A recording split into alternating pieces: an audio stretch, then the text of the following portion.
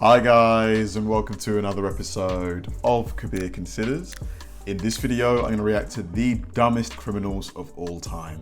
Now, I've been doing a few America's Dumbest Criminals videos, but I've always wondered, like, on a worldwide scale, like, who would make a list like this? Because you would have to have done something just completely boneheaded or made such an obvious mistake, like, to get yourself caught. Maybe it's something like, I don't know, you're robbing a bank, for example, and you forget your face mask or your balaclava in the car, and, you know, you look up at the CCTV and, like, there you are. Something like that. But yeah, this video I'm sure is going to be really, really fun to watch. Let's do it. All right. Where's the alarm guy? Boss told me when the guy was done. Classic movie. One less share, right? Funny, he told me something similar. No! If only these crooks could have stolen somebody else's brain. You morons. You're running around in ski masks trying to blow things up? What did you think was gonna happen? Welcome to WatchMojo.com, and today we're counting down our picks for the top 10 dumbest criminals. In Florida, a man has been sentenced to 15 years in prison for violating his probation by trying to break into the Brevard County Jail. What? For this list, we're looking at people who attempted to commit a crime, but failed miserably in the process. Number 10, Dennis Hawkins. Let's go, pal! I'm making a withdrawal here. Wearing a disguise is great for concealing one's identity if one is going to commit a crime. I need everybody's Blackberries. Everybody on the come on, find your Blackberries up front. Someone should have told Dennis Hawkins that in order for a disguise to work, however, it has to be somewhat believable. Hawkins apparently missed that memo as he attempted to rob a bank wearing clown pants with a pair of fake breasts and a blonde wig.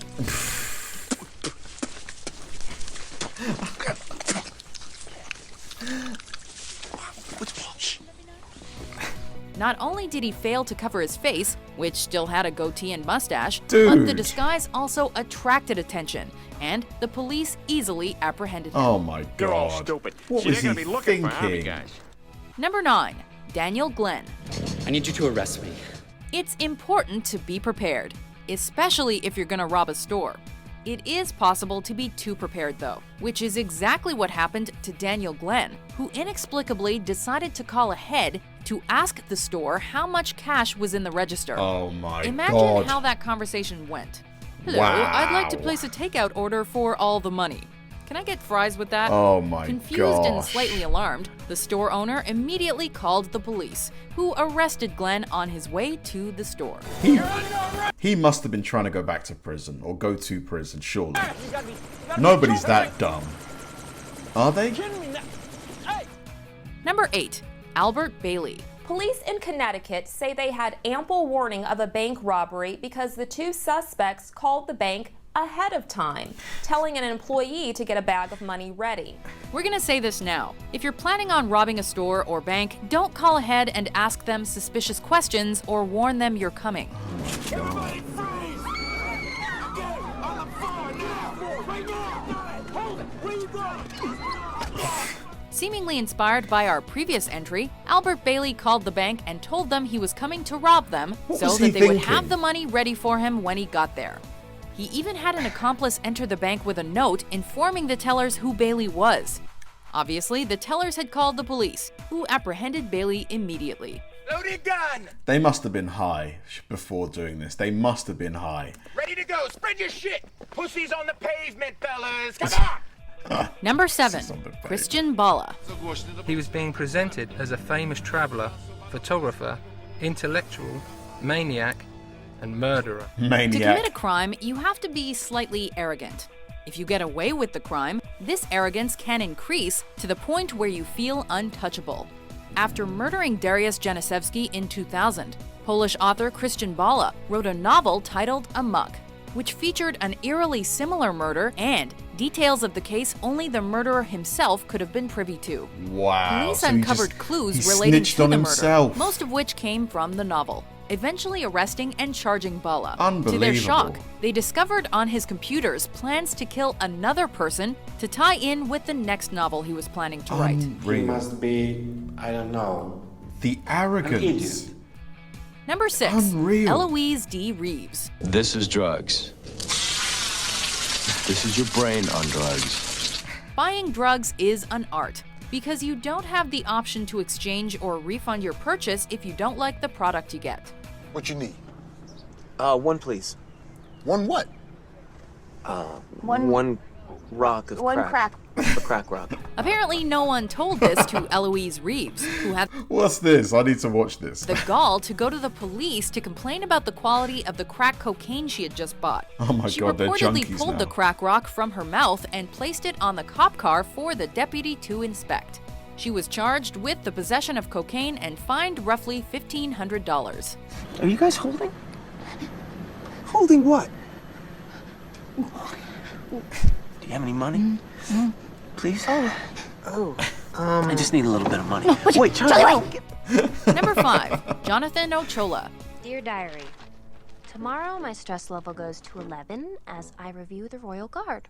The whole court will be watching, plus the troops. People have busy lives, and sometimes the only way to keep track of important events and dates is by keeping a diary. Dear Diary, Sleeping Beauty is having a slumber party tomorrow, but Dad says I can't go. He never lets me out after sunset.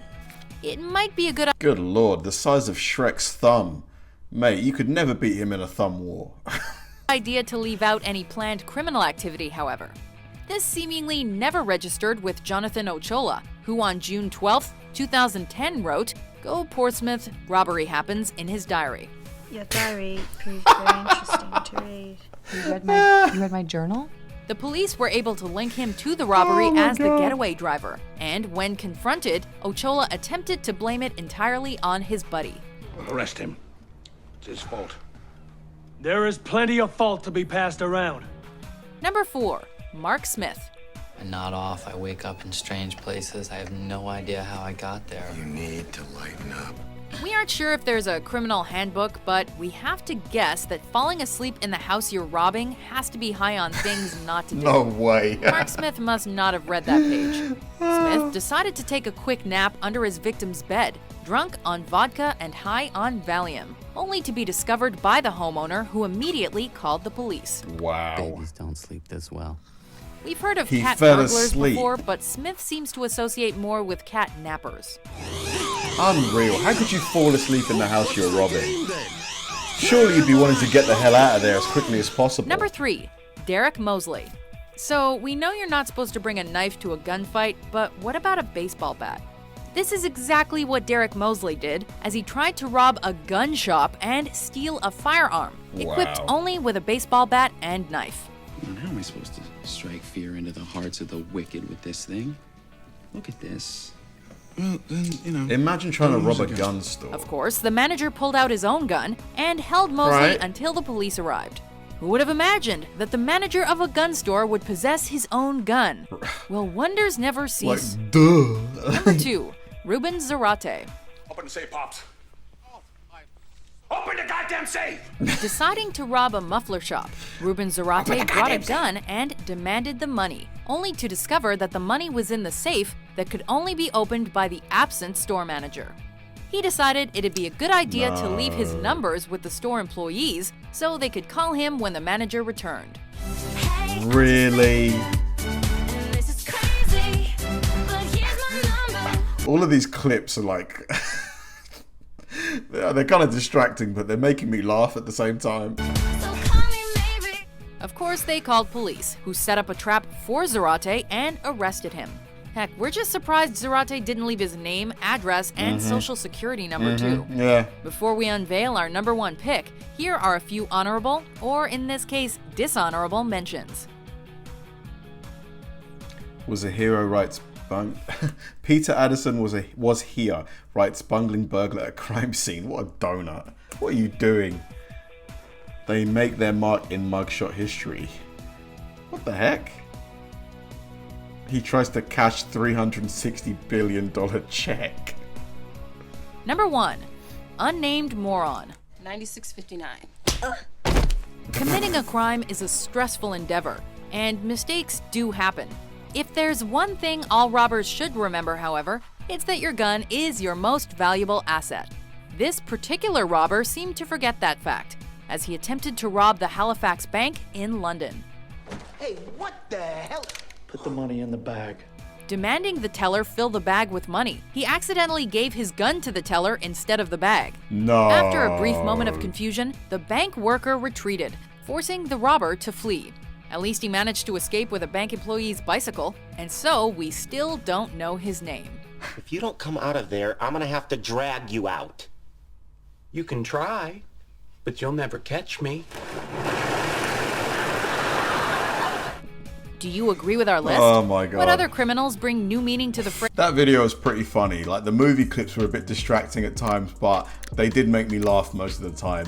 I mean, like, so you called the bank ahead to let them know you're gonna rob them. Why would you do that? I mean, that guy must have been high, must have been under the influence, because I don't think there is a sane, sober person that would ever do that. I mean, not to say that people would rob banks, but who calls ahead? I'll be there in just an hour and a half. If you could have some coffee waiting. Like, it's ridiculous. I mean, yeah, just really, really funny video though. Really enjoyed it. Thanks for watching, guys. I'll see you in the next one.